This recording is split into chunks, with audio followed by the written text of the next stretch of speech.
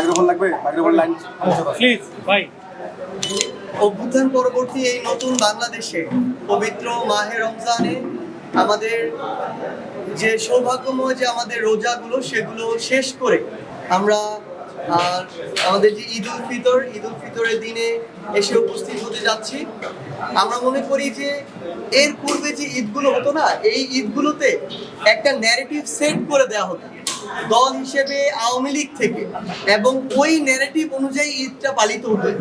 ঈদের যে একটা আলাদা ঐতিহ্য, সেই ঐতিহ্য নিয়ে কখনো পালিত হতো না, বরং আওয়ামী লীগকে দেশের এবং দেশের বাইরের কিছু এজেন্সি, কিছু দেশ কিংবা কিছু মানুষ একটা ন্যারেটিভ সেট করে দিত।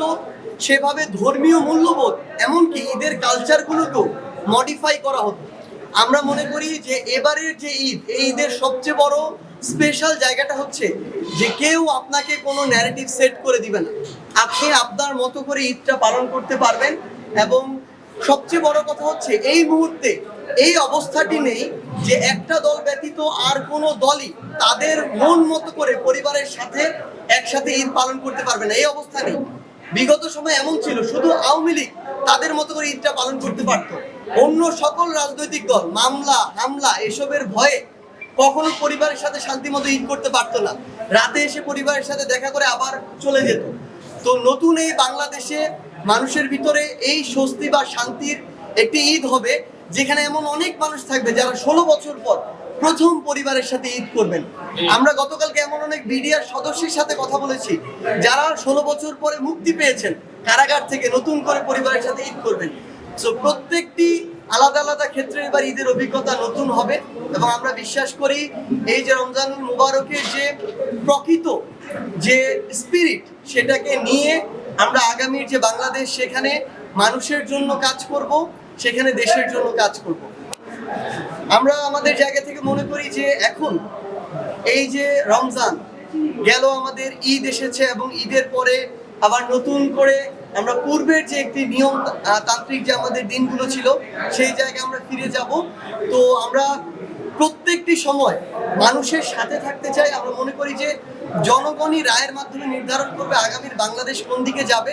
সো এটা আমাদের জায়গা থেকে ঈদগাহ ময়দান হোক, আমাদের জায়গা থেকে ইফতারের প্রোগ্রাম হোক, কিংবা দরিদ্র ছিন্নমূল মানুষের পাশে দাঁড়ানো হোক, সকল ক্ষেত্রে আমরা আমাদের জায়গা থেকে এই যে আমাদের জাতীয় নাগরিক পার্টি, এই জাতীয় নাগরিক পার্টির কথা বলতে চাই, আমাদের স্বপ্নগুলো তাদেরকে শোনাতে চাই।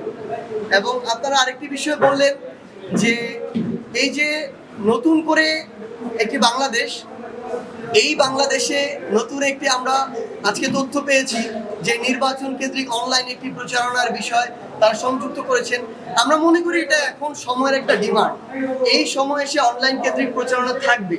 তবে গুরুত্বপূর্ণ হচ্ছে এই বিষয়টিও মাথায় রাখতে হবে যে কেউ যদি এই সোশ্যাল মিডিয়া বা অনলাইন মাধ্যমগুলোকে ব্যবহার করে কোনো ভুল মিথ্যা তথ্য দিয়ে প্রোপাগান্ডা ছড়ায়, মানুষের বিরুদ্ধে এমন কোনো তথ্য ছড়ায় যেটা তার জন্য সম্মানহানি করে কিংবা বিভ্রান্তিকর, তাদের বিরুদ্ধে ব্যবস্থা নেওয়ারও একদম উপযুক্ত বিধিবিধান থাকতে হবে। যদি এটা না থাকে, এই সোশ্যাল মিডিয়ার সময় যে কাউকে যে কোনো সময় সোশ্যাল মিডিয়া হেনস্থা করা সম্ভব মিথ্যা এবং ভুল তথ্য দিয়ে। তো সেই জায়গায় এই বিধিবিধানগুলো যেন স্পষ্ট করা হয়, এবং আমরা আমাদের জায়গা থেকে মনে করি একটু সুস্থ প্রক্রিয়ার মধ্য দিয়ে সোশ্যাল মিডিয়ায় আমাদের এই প্রচারণাগুলো চলবে।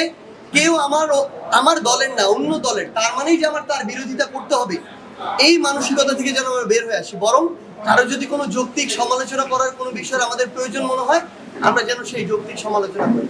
আচ্ছা, একটা প্রশ্ন ছিল, সেটা হচ্ছে যে এই যে আজকে যে ইফতার পার্টি, এইটাও কি নির্বাচনী প্রচারণার কোনো অংশ বলা যাবে? আর আরেকটা হচ্ছে যে পঞ্চগড়ে তো জাতীয় নাগরিক পার্টির কোনো এখনো দল মানে নেই, কমিটি নেই, তাহলে আজকে আমরা ব্যানারে দেখতেছি যে পার্টি এইখানে জেলা কমিটি করছে, এইটা কিভাবে, মানে একটু ব্যাখ্যা। আমাদের এই মুহূর্তে বাংলাদেশের কোনো জেলারই জাতীয় নাগরিক পার্টি জেলা বা উপজেলার কমিটি নেই। আমাদের যে দল হয়েছে, এই দল হওয়ার এখনো 1 মাস, কিন্তু জাস্ট 1 মাস একটা সময় হয়েছে।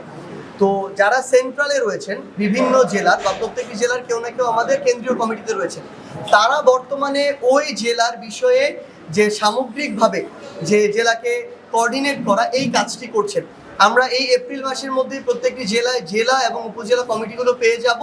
তখন তারা তাদের দায়িত্বগুলো পালন করবেন। সেটা হওয়ার পূর্ব পর্যন্ত কেন্দ্রীয় কমিটির যারা ওই জেলা রয়েছেন তারা এই বিষয়গুলোকে সমন্বয় করছেন। এক এবং দ্বিতীয়ত, আপনি যে বিষয়টি বললেন আজকের এই যে ইফতার, আমরা মনে করি আজকের এই ইফতার জাতীয় নাগরিক কমিটি তাদের জায়গা থেকে আয়োজন করেছে একটি কারণকেই সামনে রেখে, মূলত সেটি হচ্ছে যে এখানে সকল রাজনৈতিক দলের এই জেলার যারা নেতৃবৃন্দ তারা কিন্তু উপস্থিত ছিলেন। আমরা কেন্দ্রীয় পর্যায়ে যতটা রাজনৈতিক দলগুলোর মধ্যে পারস্পরিক শ্রদ্ধাবোধের জায়গা দেখি, স্থানীয় পর্যায়ে কিন্তু ততটা দেখি না। স্থানীয় পর্যায়ে অনেক ক্ষেত্রে দেখা যায় মুখ দেখা দেখি হয় না এক দলের সাথে আরেক দলের নেতৃবৃন্দে। তো এই যে একটা ট্যাবু ছিল, এই ট্যাবুটা আমাদের ভাঙতে হবে। আমাদের যারা স্থানীয় বিভিন্ন রাজনৈতিক দলের নেতৃবৃন্দ আছেন তাদেরকে এরকম বারবার বসার একটা ওকেশন ক্রিয়েট করতে হবে। তখন তাদের ভিতরে অনেক দেখবেন সমস্যা, মনোমালিন্য ওই এক টেবিলে বসে গল্পের মাধ্যমে সমাধান হয়ে যাবে। এই পারস্পরিক যে শ্রদ্ধাবোধের জায়গাটা, এটা যত দ্রুত তৈরি হবে তত দ্রুত বাংলাদেশের রাজনীতির যে কালচার এগুলো ভালোর দিকে যাবে। আপনি কি এই যে গণসংযোগ করতেছেন, বিভিন্ন গ্রামে যাচ্ছেন, আপনি কি পঞ্চগড়ের নির্বাচনের প্রস্তুতি কি আপনি নিচ্ছেন না অন্য কেউ আবার সম্ভাবনা আছে? পঞ্চগড় একই না, দেখুন আমাদের জায়গা থেকে এখন আমি উত্তরাঞ্চলের মুখ্য সংগঠক, আমি ঈদ উপলক্ষে পঞ্চগড়ে এসেছি। আমার জায়গা থেকে কাজ হচ্ছে ঈদ উপলক্ষে যেই জেলায় আছে কেন্দ্রীয় সংগঠক আমাদের, তারা সেই জেলায় সংগঠনের গুছানোর কাজ করবে। জেলা উপজেলা গ্রাম পর্যায়ে গিয়ে যারা আমাদের সাথে কাজ করতে আগ্রহী তাদের সাথে কথা বলবে, সংগঠিত করবে। আমি সেই জায়গায় একজন সংগঠক হিসেবে পঞ্চগড় জেলায় সেই কাজটি করেছি। কোন জেলার কোন আসনে কে নির্বাচন করবে, এটা নির্বাচনের পূর্বে আমাদের দলীয় যে ফোরাম, সেই ফোরাম নির্ধারণ করবে। সেই ফোরাম যদি আমাকে পঞ্চগড় একের জন্য নির্ধারণ করে তাহলে সেটা, যদি অন্য কোথাকার জন্য নির্ধারণ করে তাহলে সেটা। এখন আমাদের প্রধান লক্ষ্য কে কোন আসনে ইলেকশন করবে এটা নয়, বরং বাংলাদেশের প্রত্যেকটি জেলা, উপজেলা, ইউনিয়নকে জাতীয় নাগরিক পার্টির ব্যানারে সংগঠিত করা, যেন আগামীর বাংলাদেশে জনগণের রায় নিয়ে জনগণের প্রতিনিধিত্ব আমরা সংসদে করতে পারি। Thank you.